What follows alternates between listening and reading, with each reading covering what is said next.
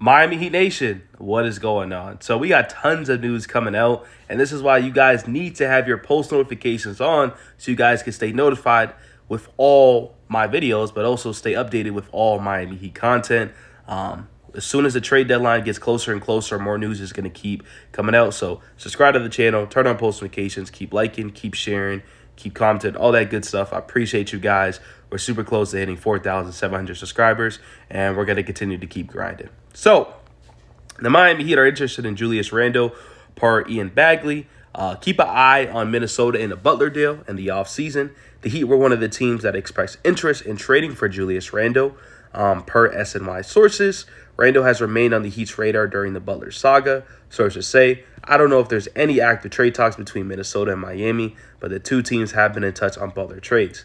Now, to be honest with you guys, I've been covering this team for a while, and I have not heard any Julius Randle trade rumors involving the Miami Heat. This has to be a bullcrap report. I do not believe this at all one bit.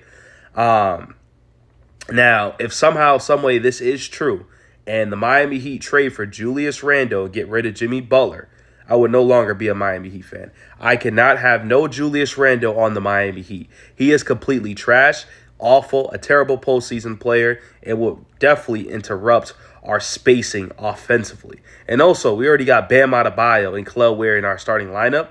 We don't need Kel'el Ware going back to the bench. We just don't need that. Because obviously, we all know they're going to start Julius Randle at the 4, put Bam at the 5. No. The way that Kel'el Ware has been playing lately, you continue to ride him out with Bam Adebayo. You see what the future's, ahead of with Tyler, with Bam, Kel'el, Jovic, and Jaime, and let's roll with it. We don't need no Julius Randle. I understand the Minnesota Timberwolves made a mistake by trading Karl-Anthony Towns for Julius Randle, but that's their fault. We don't need none of their mess ups. We're good over here. So I'm telling you guys, if we get Julius Randle, I'm not no longer being a fan.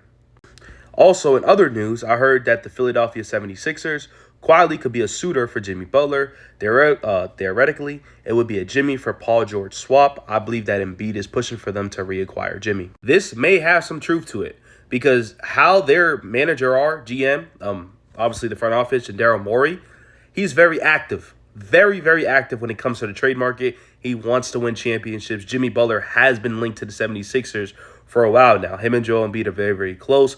And I can see Joel Embiid pretty much saying, listen, this dude Paul George is trash. Give me Jimmy Butler. I can really see him saying that, especially where the 76ers are at the moment. The problem is, I don't want Paul George either. He is just as trash as Julius Randle. The only thing is he's a podcaster. He gets paid all this money, $211 million, just to be a podcaster. The dude could never stay healthy on the court. The dude plays one game and then misses the next 3 games. This whole year I've been hearing different type of injuries. A finger injury, a knee injury, soreness. My eye hurts. I am not dealing with Paul George on the Miami Heat. And plus, this is the contract that we have to deal with. $49 million, $51 million, $54 million, $56 million. We was complaining about a Jimmy Butler contract where he's getting about $51 million and did not want to give him an extension. This is worse. Paul George will play, but the dude's always injured. Why do I want to deal with that? For the 76ers, it makes perfect sense. Jimmy Butler is better than Paul George. Jimmy Butler and Joel Embiid have a better connection. They played together previously. You know what I mean?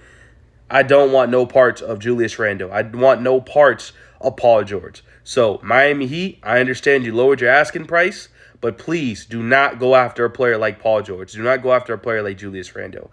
I will be upset and no longer be a Heat fan. And I'm pretty sure you guys will agree with me. It literally says the Miami Heat are positioning themselves to have over $80 million in cap space in 2026, with players like Luka Doncic could potentially become a free agent. You've seen his contract. He's up there to like 2027, 2028. I'm all set with Paul George. So I don't want to hear nothing privately, no secretly. I don't want no Buck situation where they come out of nowhere and scoop Jimmy Butler. No, stay far away from them bums. And then Barry Jackson made a tweet pretty much saying, we are told he had begun showing willingness to at least consider taking money past 2026, if not an outrageous contract. Paul George got an outrageous contract. Julius Randle, outrageous contract. You could make a case that Wiggins at $30 million and expiring is not bad money. Preference remains assuming shorter deals.